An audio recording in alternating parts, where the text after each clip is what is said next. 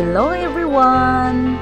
Welcome to my vlog. And for today's video, swimming na naman kami guys sa dagat kasama namin ang aming mga kids.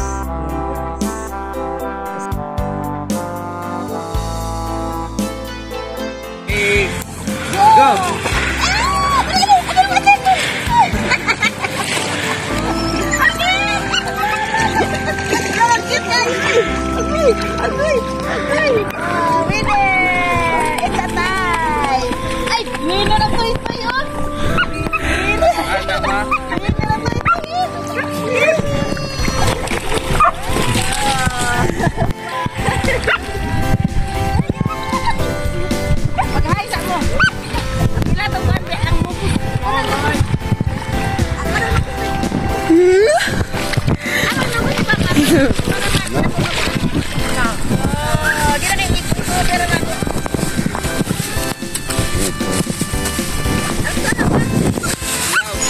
At nakakita ang asawa ko guys ng malaking pusit.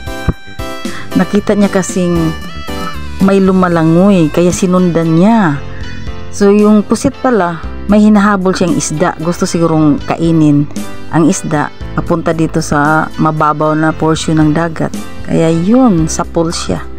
Nakuha siya ng asawa ko guys. Ayan guys, oh, ang laki ng pusit. At nag-enjoy kaming panoorin ang aming mga aso na lumalangoy guys. Kaya pinalangoy namin sila ulit. Ayan, nag-enjoy ang aming puppy at saka si Princess.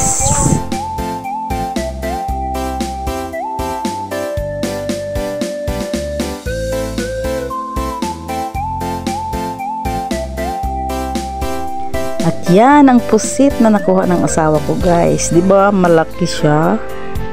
Yan, ang sarap yan iihaw. Pagdating sa bahay, ihaw agad yan.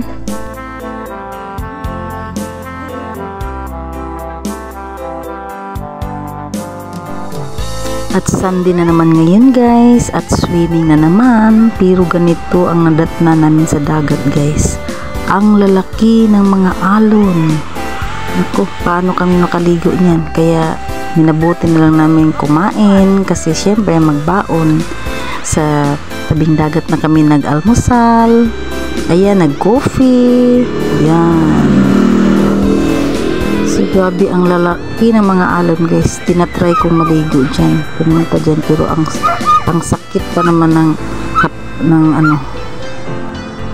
ang sakit ng hampas ng alon. Kaya hindi na ako tumuloy guys. So yung mga bata na lang ang pinaligo namin. Ini-enjoy na lang nila ang mga alon. Pero hindi namin sila hinahayaang magpunta sa malalim. Dito lang sa mababaw banda. Ayan oh, grabe ang lalaki ng mga alon guys. Masakit humampas sa katawan ang alon pag nasa mababaw ka lang. So kailangan doon ka sa may malalim-lalim. So hindi naman yung masyadong malalim talaga. Pero nako, hindi na ako naligo guys. Kumain na lang ako at nag-coffee ulit. Yan. At pati mga aso namin hindi sila nakaligo. Dahil ayun nga, malaki ang mga alon. Kaya pauwi na rin kami guys. Tapos na rin ang mga bata naliligo, nag-enjoy sa alon. So bye!